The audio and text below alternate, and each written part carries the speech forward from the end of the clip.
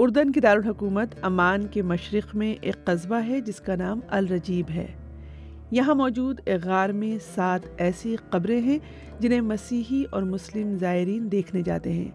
ان قبروں کے بارے میں ان زائرین کا عقیدہ ہے کہ یہ ان 7 نوجوانوں کی ہیں جنہوں نے رومن دور میں مذہبی بنیادوں پر کیے جانے والے ظلم سے بچنے کے لیے یہاں پناہ لی تھی، اور پھر ایک معجزے کے نتیجے میں وہ صدیوں تک یہیں سوتے رہے۔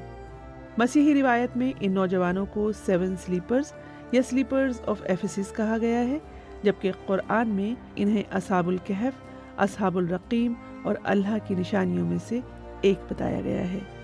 سینکڑوں برس تک سونے والے 7 نوجوانوں کا قصہ تاریخ دانوں کی روایت کے ساتھ ساتھ قرآن اور مسیحی روایات میں کس طرح بیان کیا گیا ہے، اسی بارے میں ہے آج کا BBC ریڈز۔ میں ہوں خدیجہ عارف۔ آپ سن رہے ہیں BBC ریڈز۔ تو پہلے بات مسیحی روایت کی۔ مسیحی روایت کے مطابق 250 عیسوی میں رومن شہنشاہ ڈیسیس کے دور میں جب حضرت عیسیٰ کے پیروکاروں پر ظلم و ستم کیا جا رہا تھا تو 7 اور بعض روایات کے مطابق 8 مسیحی نوجوان اپنے آبائی شہر ایفیسس کے قریب موجود ایک غار میں چھپ گئے۔ انسائکلوپیڈیا برٹانیکا کے مطابق اس غار کا منہ بعد میں بند ہو گیا اور یہ نوجوان معجزاتی طور پر نیند میں چلے گئے۔ اس کے بعد 1 صدی سے زیادہ کا وقت گزر گیا اور جب رومن شہنشاہ تھیوڈیسس II کے دور میں یہ غار کھولا گیا تو یہ نوجوان نیند سے بیدار ہوئے۔ ان کی غار میں معجزاتی موجودگی اور گواہی نے شہنشاہ کو متاثر کیا، کیونکہ یہ واقعہ ان کے مسیحی عقیدے کے تحت مردوں کے جی اٹھنے کی تصدیق کر رہا تھا۔ انسائکلوپیڈیا برٹانیکا کی مدیر میلیسا پیٹروزیلو لکھتی ہیں کہ اپنے تجربے کی گہری معنویت بیان کرنے کے بعد یہ 7 افراد وفات پا گئے، جس پر شہنشاہ نے ان کی باقیات کو ایک شاندار مقبرے میں محفوظ کرنے کا حکم دیا۔ اس معجزاتی واقعے کو مختلف دانشوروں اور محققین نے اپنے اپنے انداز میں درج کیا ہے۔ پیٹروزولو لکھتی ہے کہ بعض محققین کے مطابق یہ روایت سب سے پہلے یونانی مصنف سیمیون میٹافرسٹس نے لکھی، جبکہ دیگر روایات میں لاطینی مصنف سینٹ گریگری اور سریانی مصنف جیکب آف سیرا کی تحریریں شامل ہیں، جن سے کوپٹک یا قبطی اور جارجیائی نسخے ممکنہ طور پر اغضا کیے گئے۔ Peter W van der Horst اپنی کتاب pious long sleepers in Greek Jewish and Christian antiquity میں لکھتے ہیں کہ اس کہانی کا سب سے قدیم معلوم نسخہ تقریباً 450 سے 521 عیسوی میں شامی بشپ جیکب آف سیرا کی تحریروں میں پایا جاتا ہے۔ ان کے مطابق یہ قدیم یونانی ماخذ پر مبنی ہے جو اب ناپید ہو چکا ہے۔ مولانا مودودی اپنی تفسیر میں لکھتے ہیں کہ جیکب آف سیرا کی سریانی روایت ایک طرف ابتدائی دور کے مسلم مفسرین تک پہنچی، جسے ابن جریر طبری نے مختلف سندوں کے ساتھ اپنی تفسیر میں نقل کیا، اور دوسری طرف یورپ پہنچی جہاں یونانی اور لاطینی زبانوں میں اس کے ترجمے اور خلاصے شائع ہوئے۔ ایڈورڈ گبن نے اپنی کتاب history of the decline and fall of the Roman empire میں 7 سلیپرز کے عنوان کے تحت اس قصے کا جو خلاصہ دیا ہے وہ مسلم مفسرین کی روایت کے تقریباً ہو بہو ہے۔ برٹش میوزیم میں ایک شامی مینوسکرپٹ میں موجود 6 صدی عیسوی کے ایک اور نسخے میں 7 کے بجائے 8 سونے والوں کا ذکر ملتا ہے۔ عمان کے قصبے الرجیب کے علاوہ اصحاب کہف کے غار کا ترکی اور شام سمیت متعدد دیگر مقامات پر ہونے سے متعلق بھی دعویٰ کیا جاتا ہے۔ حالانکہ اصل جگہ کا حتمی تعین نہیں ہو سکا ہے، لیکن عمان کے قریب غار میں مقبرے اور ہوا کی نکاسی کے لیے ایک راستے کی موجودگی اس جگہ کو باقی مقامات کے مقابلے میں زیادہ سند فراہم کرتی ہے۔ اب بات کہ قرآن میں اس واقعے کو کیسے بیان کیا گیا ہے۔ یہ واقعہ عرب معاشرے میں بھی متعارف ہوا۔ ابوالکلام آزاد نے اپنی کتاب اصحاب کہف میں لکھا ہے کہ مشرکین عرب کی معلومات کے حصول کے وسائل محدود تھے، لیکن نبطیوں کے تجارتی قافلے برابر حجاز میں آتے رہتے تھے اور خود مکہ کے تجارتی قافلے بھی ہر سال شام جایا کرتے تھے۔ یقیناً نبطیوں میں اس واقعے کی شہرت ہوگی اور یہ واقعہ انہی سے عربوں نے سنا ہوگا۔ یہ نبطی شمال مغربی جزیرہ نما عرب اور جنوبی سرزمین شام میں رہتے تھے، اور 7ویں صدی میں مشرکین نے انہی کے مشورے پر پیغمبر اسلام کا امتحان لینے کے لیے 3 سوالات کیے تھے۔ ان سوالات میں سے ایک سوال یہ بھی تھا کہ اصحاب کہف یا غار والے کون تھے؟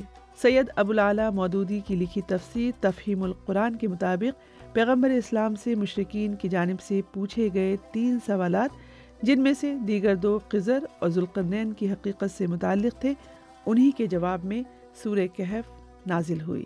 تفہیم القرآن کے مطابق یہ تینوں قصے مسیحیوں اور یہودیوں کی تاریخ سے متعلق تھے، حجاز میں ان کا کوئی چرچا نہ تھا۔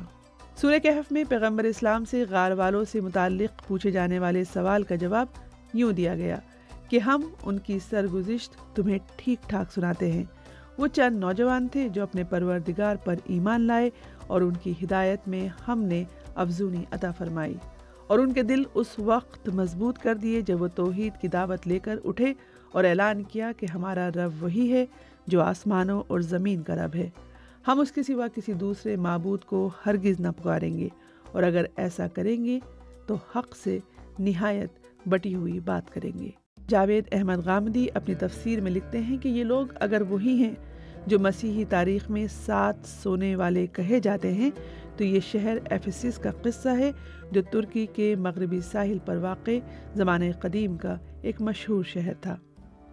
غامدی کے مطابق یہ شہر بت پرستی کا ایک بڑا مرکز تھا اور یہاں چاند دیوی کی پرستش ہوتی تھی جسے ڈائنا کے نام سے موسوم کیا جاتا تھا۔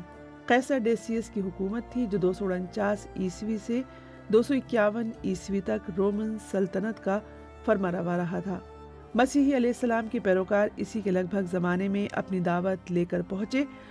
رومن حکمران خود بھی بت پرست تھا، وہ مذہب توحید کی اشاعت کو برداشت نہ کر سکا، چنانچہ جو لوگ ایمان لائے ظلم کا نشانہ بن گئے۔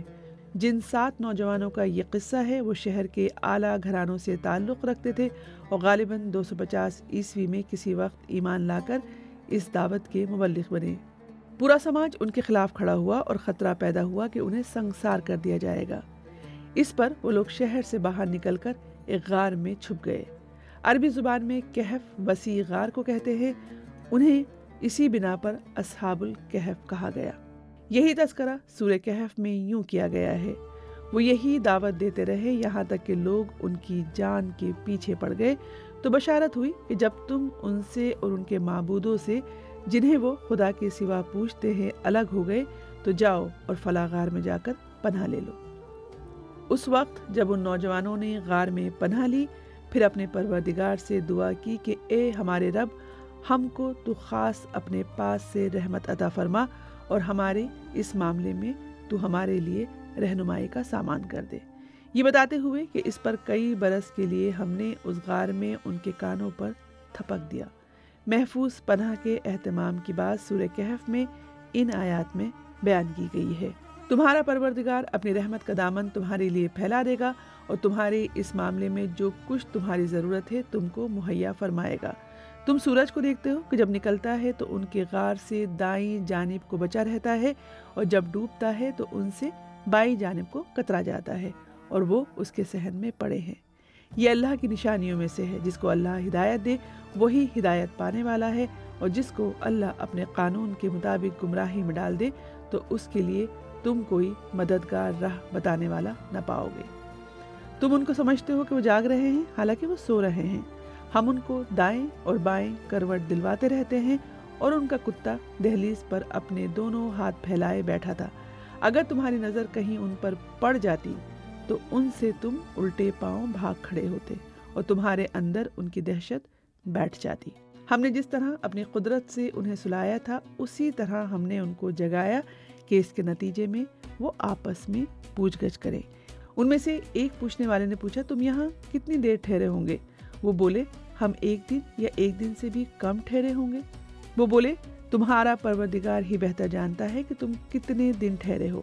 خیر، اپنے میں سے کسی کو اپنی یہ رقم دے کر شہر بھیجو، پھر وہ اچھی طرح دیکھے کہ پاکیزہ کھانا شہر کے کس حصے میں ملتا ہے اور وہ تمہارے لیے کچھ کھانا لے آئے۔ اسے چاہیے کہ وہ چپکے سے جائے اور کسی کو تمہاری خبر نہ ہونے دے، اس لیے کہ اگر وہ تمہاری خبر پا جائیں گے تو تمہیں سنگسار کر دیں گے یا اپنے دین میں لوٹا لیں گے، اور ایسا ہوا تو تم کبھی فلاح نہ پاؤ گے۔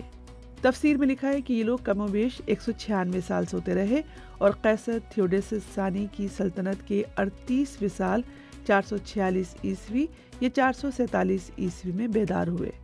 اس عرصے میں مسیحی مبلغین کی کوششوں سے رومن شہنشاہ قسطنطین مسیحی ہو چکا تھا، جس کے نتیجے میں ساری رومن سلطنت میں مسیحی مذہب پھیل گیا تھا۔ چنانچہ یہ لوگ بیدار ہوئے تو ہر طرف مسیحیت کا غلبہ تھا۔ قرآن میں ہے کہ ہم نے اس طرح اپنی قدرت سے لوگوں کو ان پر مطلع کر دیا تاکہ وہ جان لے کہ اللہ کا وعدہ سچا ہے اور قیامت کے آنے میں کوئی شبہ نہیں ہے۔ تفسیر میں لکھا ہے کہ ایسے حالات پیدا کر دیے کہ لوگ ان کی طرف متوجہ ہوئے اور تحقیق کے نتیجے میں کسی کو شبہ نہیں رہا کہ یہ اس زمانے کے لوگ نہیں ہیں۔ مسیحی روایت میں یہ واقعہ اس طرح بیان ہوا ہے کہ جس شخص کو کھانا خریدنے کے لیے شہر بھیجا گیا تھا، اس نے جب قیصر ڈیسیس کے وقت کا سکہ کھانا خریدنے کے لیے پیش کیا تو دکاندار کو شبہ ہوا کہ شاید یہ کسی پرانے زمانے کا دفینہ نکال لایا ہے۔ اس پر دونوں میں تکرار ہونے لگی اور لوگ جمع ہو گئے، حتیٰ کہ معاملہ حکام تک پہنچ گیا۔ وہاں جب سوالات ہوئے اور اس شخص نے یہ سنا کہ قیصر ڈیسیس کو مرے زمانہ گزر چکا ہے تو دنگ رہ گیا۔ چنانچہ کچھ دیر تک بالکل دم بخود رہا اور پھر اپنی داستان سنا دی۔ اسے سن کر حکام بھی حیران ہوئے اور اس کو لے کر اس غار کی طرف چلے جہاں وہ اور اس کے ساتھی چھپے رہے تھے۔ لوگوں کا ایک ہجوم بھی ان کے ساتھ تھا۔ وہاں پہنچ کر یہ بات پوری طرح تحقیق ہو گئی کہ وہ واقعی قیصر ڈیسیس کے زمانے کے لوگ ہیں۔ نئے رومن حکمراں قیصر تھیوڈیسس کو اس کی اطلاع دی گئی تو وہ ان سے ملنے پیدل چل کر آیا۔ بیان کیا جاتا ہے کہ اس کے بعد یہ ساتوں نوجوان غار میں جا کر لیٹے اور یکا یک وفات پا گئے۔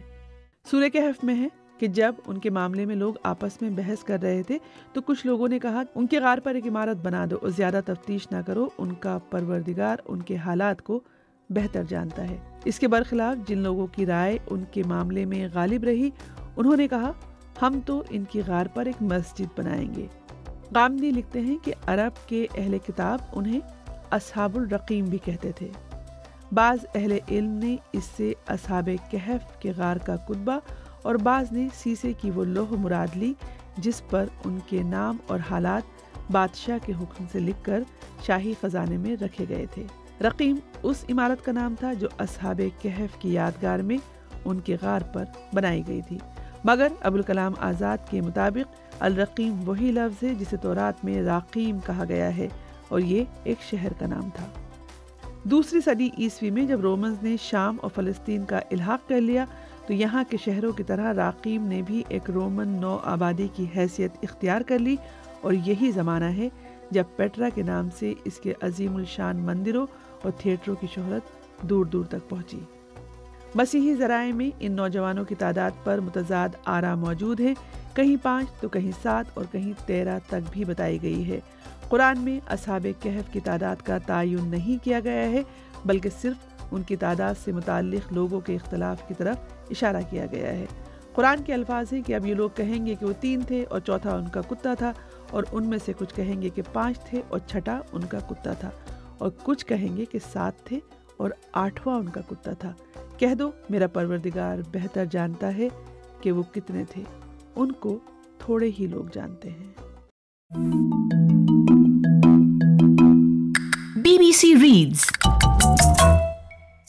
BBC ریڈز کے ذریعے ہماری یہی کوشش ہے کہ BBC اردو کی ویب سائٹ کی وہ سٹوریز جن میں آڈینس کی دلچسپی زیادہ نظر آتی ہے انہیں اور بھی زیادہ لوگوں تک کیوں نہ پہنچایا جائے۔